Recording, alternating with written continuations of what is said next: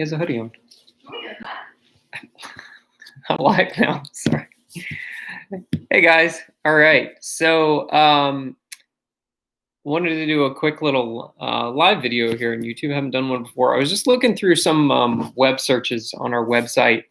I've been making a lot of videos lately, and I realized that I forgot to do one on the topic of can you sell a house in forbearance? Because of COVID-19, there's a lot of people that, sorry, I'm at home today. Got a little dog hair in my mouth there. There's a lot of people at home during, or at home, a lot of people during COVID that opted to go into forbearance during their for their mortgage. So why would someone go into forbearance? Well, a lot of mortgage companies were voluntarily offering this to their clients. Actually, I have a buddy of mine got a phone call from his mortgage company asking him if he wanted to go into forbearance. After reviewing some of the fine print at that time, decided it wasn't the best choice at that moment in time, just because of the way that they were structuring it or whatever. And with forbearance, a lot of mortgage companies decided that they were just going to tack that on to the end of the note. Some of them would require you to pay that amount in full in, like, let's say you did a 90-day forbearance, so that would be 3 payments. Basically, in 90 days, they would ask you to pay 3 full months of payments to catch back up. And really, a lot of people realize that, well, what's the point in doing that? The whole point of going to the forbearance is to save on the mortgage payment, and then you're gonna make 3 months worth of mortgage payments in 3 months. Well, why not just make the mortgage payment every month now?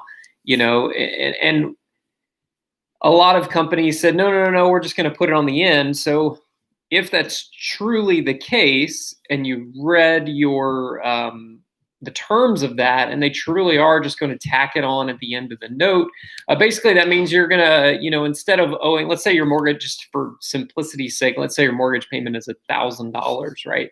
$1,000 a month. When you do go to sell the house or pay off the mortgage, most people don't ever pay off their mortgage. The average American owns their house for about somewhere between 5 and 7 years, and they sell their house every 5 to 7 years, and they go get another mortgage. So that mortgage gets paid off when they sell the house. And the whole topic of this video is, can you sell a house while in forbearance? Well, absolutely you can. Why couldn't you sell you own the house. It's not, the bank doesn't own your house. You own the house. You just owe the bank money, and they have a lien on the house, and they can take the house if you don't pay them. So the way it works is really no different than if you were selling your house and you weren't in forbearance. The title company, or in the case we're in the state of Georgia, Georgia is a closing attorney state, which essentially act in the same premise as a title company. If you go to a state like New York, New Jersey, or something like that, they're an attorney state, but they're a little bit different because each side is represented by an attorney, and you don't want to sell a house in New York or New Jersey. My cousin is in real estate in New Jersey, and I have some friends who do real estate deals on the investment side in New York and New Jersey, and the sales process is so utterly painful and takes it takes months to sell a house up there just to get through escrow, like months. Versus here in Georgia, the benefit that we offer at my company at Arbor View Properties is sometimes, now pre-COVID, we could buy a house in like 7 days. Right now, title searches are still really, really slow to come back. They're getting a little bit better every month by month, but it's still it's a lot slower. I don't really recommend that we try to close any faster than 2 weeks right now, because we've tried a few of them and they haven't worked out because we haven't gotten the title work back in time in order to close. So, but yeah, can you sell a house in forbearance? Absolutely. So the title company, you're going to request you're going to send the contract off to the title company, and they're going to request a payoff from the mortgage company. And the mortgage company already has that taken into account that you are in forbearance, and they're going to add that amount of those payments to what you owe them. So let's say your mortgage payment was $1,000 a month, and you've been in forbearance for 2 months. So that's $2,000 worth of mortgage payments.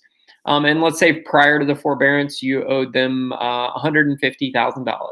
So now when you request the payoff is going to be $152,000 plus. When you do request a payoff, they calculate interest, because interest on a mortgage is billed in arrears. What does that mean? So arrears means that if you are selling your house today, or I'm sorry, you're making your mortgage payment today, in the middle of, we're in January, you are paying interest for the last 30 days.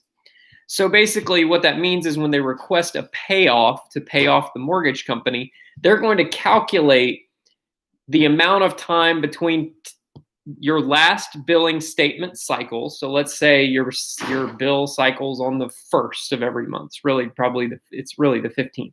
So let's say the 15th, right? So we're right at the 15th of the month. They're going to calculate interest from the 15th of last month up until the day you close, and then they usually pad like a week onto that payoff just in case closing doesn't happen on time. For example, we don't like to close deals on Mondays or Fridays. I'm not saying we don't do it, but it's a lot better when we close on Tuesday, Wednesday, or Thursday. Reason being is that if you close on a Monday, everyone is scrambling. Everyone's out of the office for the weekend, and we're all scrambling to get everything together last minute to close on a Monday.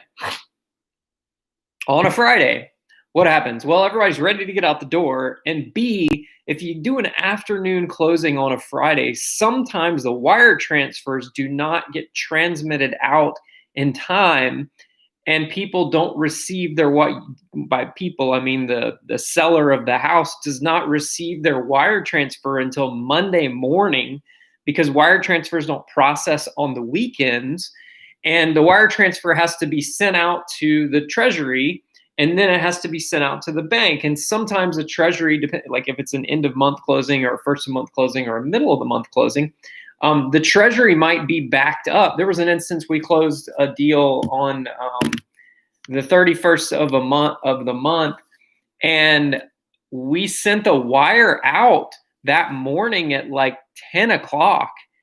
And normally wires go through within maybe an hour or two tops.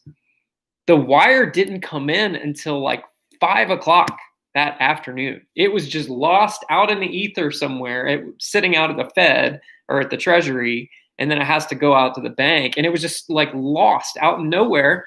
And the seller was kind of freaking out, like, hey, where's my money? And it's like, the wire was sent, it's out there, and it was sent in time for, we sent the closing out, or we sent the wire out in the morning at, I think it's 10 o'clock in the morning, and the closing wasn't even going to be until 2 o'clock in the afternoon. So there was plenty of time for that wire to get from 10 out and get to the closing attorney by the closing time so that they could transmit it out and the seller could get their wire.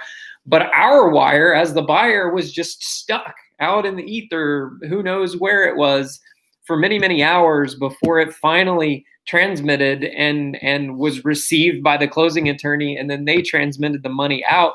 But at that point, it was already past the cutoff time in the afternoon. And normally the cutoff time, they stop processing wires at 6 o'clock p.m. Pacific time. They have to receive it by, I believe it's 4:30 p.m. Essentially Eastern time, and they will transmit up until 6 p.m. Pacific time. So basically that's 9 p.m. Eastern time that you could receive it, but it's got to be out there and processed by a certain time, but they can still come in after the fact. So anyways, that's why we don't like to close on Friday afternoons if we don't have to, because wire transfers get held up and they don't get processed. And it's Friday and everybody wants to close on a Friday. People want to buy their new house on a Friday and move in over the weekend. So it's a common day. So anyways, we don't do that. But back to the forbearance thing. Again, it doesn't really matter. It doesn't make a difference. Yes, you can sell a house in forbearance. They're just going to request the payoff from the mortgage company, and they're going to tack on whatever you owe as the forbearance, and that's going to up your payoff amount. You can even sell a foreclosed house up to a couple days before the auction. We buy them right before the auction all the time. Sometimes we've actually had to freeze the auction by just calling in and making a payment to stop the foreclosure process. We've done that with foreclosures before, where basically we're ready to close, but we couldn't get everything out perfectly in time, but we needed to stop the auction. Sometimes we can just call the foreclosure attorney and call the bank and say, hey, we're closing right now, and the title company, the closing attorney, sends the settlement statement, says, hey, we're closing in 15 minutes or 2 hours or whatever. Can you stop the auction? And they'll usually do it because they see that, oh, the money's in the account, it's ready to go, it's finalized.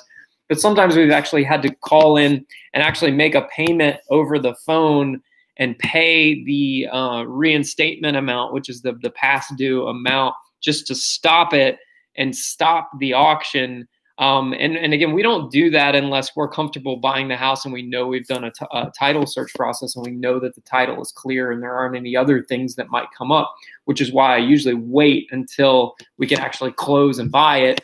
And then our closing attorney is going to wire the money to the bank to stop the foreclosure process, and they'll receive their money and they get paid off at that point. And depending on how far along you are in the foreclosure process, your amount may differ in terms of what your payoff might be and who we need to talk to. Sometimes we actually have to talk to the foreclosure attorney because there's an attorney that's hired to handle the foreclosure. We might actually have to reach out to the foreclosure attorney to do that. So anyways, I hope that answered your question. Can you sell a house in forbearance? And the answer is absolutely you can. The title company or the closing attorney is going to request a payoff from the mortgage company, and they will wire that amount to pay it off. So thanks again, guys. Thanks for joining. Sorry, my kid's screaming in the background, wants some juice. So thanks again. We'll talk to you later.